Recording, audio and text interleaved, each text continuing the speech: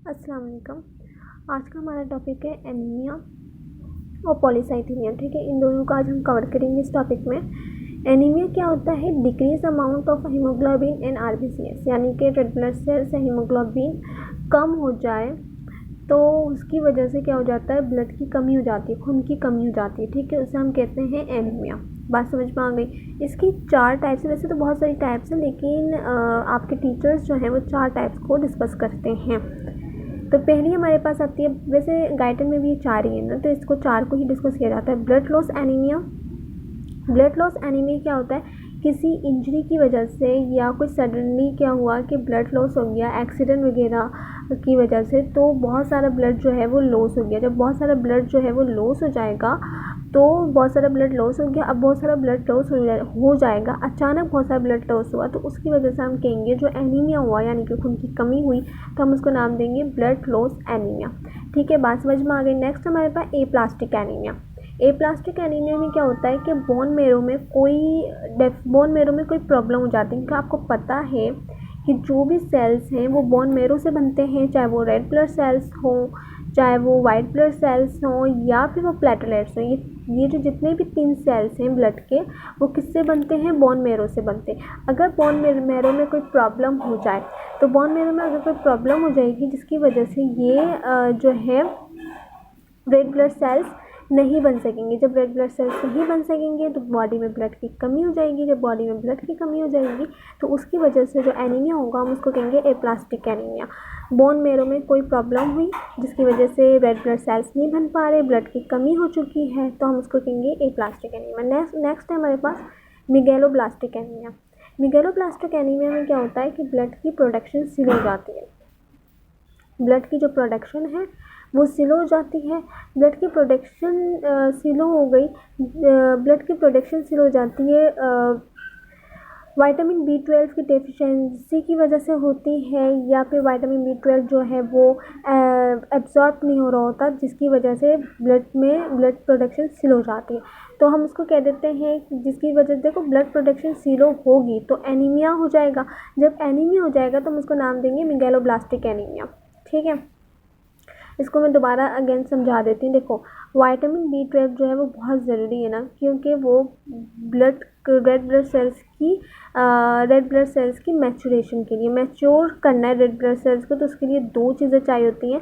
एक vitamin B12 चाहिए होता है और एक फॉलिक एसिड चाहिए होता है। विटामिन B12 की अगर डेफिशिएंसी हो गई या विटामिन B12 जो है वो एब्जॉर्ब नहीं हो रहा बॉडी में, जिसकी वजह से क्या होगा, रेड ब्लड सेल्स मैच्योर नहीं होंगे। जब रेड ब्लड सेल्स मैच्योर ही नहीं होंगे तो फिर ब्लड की कमी हो जाएगी। जब ब्लड की कमी हो जाएगी तो एनीमिया हो जाएगा, तो उस एनीमिया को हम कहेंगे मिगेलोब्लास्टिक एनीमिया।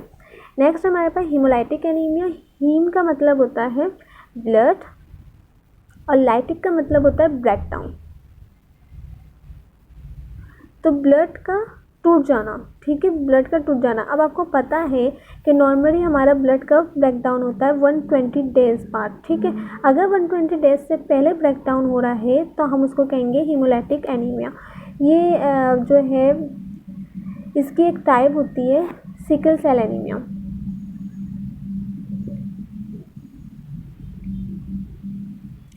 सिकल सेल एनीमिया में क्या होता है, इसमें ब्लड बहुत जल्दी ब्रेकडाउन होता है। क्यों जल्दी ब्रेकडाउन होता है? क्योंकि जैसे कि आपको पता है नॉर्मली क्या होता है कि नॉर्मली जो हमारा ब्लड का शेप है वो बाइकॉन्केव है। अगर ये ब्लड वेसल्स मैंने बनाई और ये हमारे पास रेड ब्लड सेल्स है, तो क्या होगा कि ये आराम से गुजर जाएगा, कोई ब्रेकडाउन नहीं होगी, नॉर्मल कंडीशन है। लेकिन अगर सिकल सेल एनीमिया का शेप कैसा होता है? सी शेप होता है। अब ये सी शेप जो है यहाँ पे स्टक हो रहा है, ब्लड वेसल्स के साथ क्या हो गया, स्टक हो गया, गुजर नहीं पा रहा। तो क्या होगा कि ये 120 डेज से ही पहले ही जो है ना वो ब्रेक डाउन हो जाएगी इसकी। जब इसकी 120 डेज से पहले ही ब्रेक डाउन हो जाएगी, ये गुजर नहीं पाएगा ना, इसकी जो मेम्ब्रेन है रैप्चर हो जाएगी। 120 डेज से पहले ही ब्रेक डाउन हो जाएगी, ब्लड वेसल्स में रैप्चर हो जाएगी। तो उसकी वजह से जो एनीमिया होगा हम उसको कहेंगे सिकल सेल एनीमिया, क्योंकि सिकल टाइप होता है, ऐसी शेप होता है, सिकल टाइप होता है, इसका शेप जो है ना सिकल शेप होता है, तो इसको सिकल सेल एनीमिया कहते हैं। ये हमारी ब्लड की टाइप्स कंप्लीट हो गई। अब नेक्स्ट हमारे पास टॉपिक है पॉलीसाइथीमिया।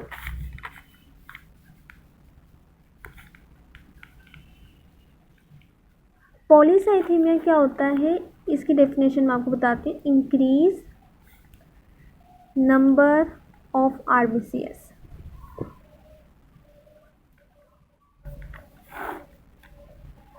पॉलीसाइथीमिया में रेड ब्लड सेल्स जो है वो ज़्यादा हो जाए बॉडी में। जब कम हुए थे तो हमने उसका नाम दिया था एनीमिया। जब रेड ब्लड सेल्स ज़्यादा हो रहे हैं, ये भी एक डिसीज़ है, इसको हम नाम दे रहे हैं पॉलीसाइथीमिया। तो पॉलीसाइथीमिया की दो टाइप्स होती हैं, एक होती है सेकेंडरी पॉलीसाइथीमिया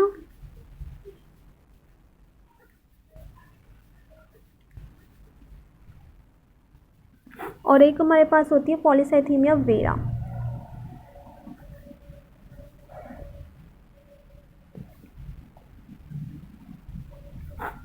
पॉलीसाइथीमिया वेरा का दूसरा नाम है एरिथ्रीमिया।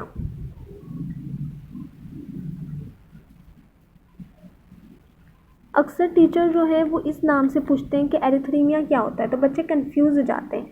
तो कंफ्यूज नहीं होना, वही एरिथ्रीमिया वही चीज़ है, REA, एरिथ्रीमिया। तो एरिथ्रीमिया पॉलीसाइथीमिया वेरा है, ठीक है। तो आपके पास पॉलीसाइथीमिया क्या है, इंक्रीज नंबर ऑफ RBCs का ज़्यादा हो जाना बॉडी में, रेड ब्लड सेल्स ज़्यादा हो जाए, यानी कि खून का ज़्यादा हो जाना बॉडी में, तो वो भी एक डिसीज़ है जिसे हम पॉलीसाइथीमिया कहते हैं। पॉलीसाइथीमिया कंडीशन में क्या होता है कि हाथ पाँव सूज जाते हैं और जो है वो पैचेस पड़ जाते हैं।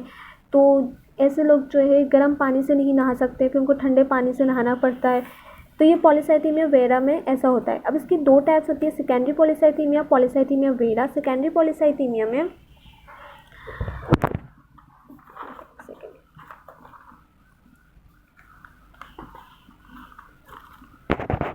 सेकेंडरी पॉलीसाइथीमिया में क्या होता है कि RBCs सिर्फ इंक्रीज़ और होते हैं।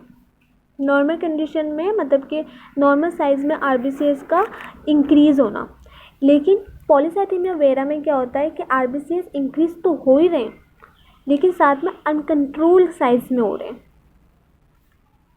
RBCs इंक्रीज़ तो हो रहे हैं लेकिन अनकंट्रोल्ड साइज़ में इंक्रीज़ हो रहे हैं।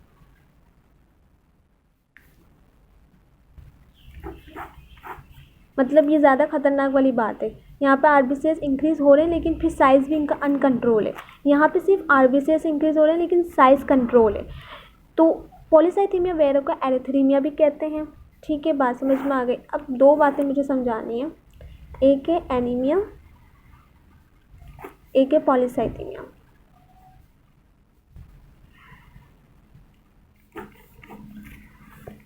अब ये जो एनीमिया है ये क्या है, ब्लड की बॉडी में कमी हो जाए, हम उसको कहेंगे एनीमिया हो गया। ब्लड का बॉडी में ज़्यादा हो जाना, हम उसको कहेंगे पॉलीसाइथीमिया हो गया। एनीमिया में क्या होता है कि हमारे पास जो विस्कोसिटी होती है ना वो इसमें बहुत लो होती है। जो विस्कोसिटी होती है वो बहुत लो होती है, यानी कि खून जो है ना एनीमिया की कंडीशन में बहुत पतला होगा पानी की तरह। लेकिन अगर पॉलीसाइथीमिया में बात करें तो पॉलीसाइथीमिया में विस्कोसिटी बहुत हाई होती है, बहुत गाढ़ा खून होता है उसे पॉलीसाइथीमिया में, क्योंकि खून की ज़्यादती है, रेड ब्लड सेल्स बहुत ज़्यादा हैं। जब रेड ब्लड सेल्स बहुत ज़्यादा होंगे तो ज़ाहिर है खून गाढ़ा होगा, विस्कोसिटी ज़्यादा होगी। लेकिन एनीमिया में क्या है कि रेड ब्लड सेल्स कम है। जब रेड ब्लड सेल्स कम होंगे तो क्या बचेगा ब्लड में, जब रेड ब्लड सेल्स तो कम है तो ऊपर क्या बचेगा, प्लाज्मा बचेगा पानी जैसा। तो इसमें विस्कोसिटी कम होती है, बिल्कुल पतला होता है पानी की तरह, ठीक है। ये हमारा लेक्चर एंड हो चुका है और ये चैप्टर 33 कंप्लीट हो चुका है। अगर आपको वीडियो अच्छी लगी हो तो आप सब्सक्राइब कीजिएगा और लाइक करना नहीं भूलिएगा। Thank you.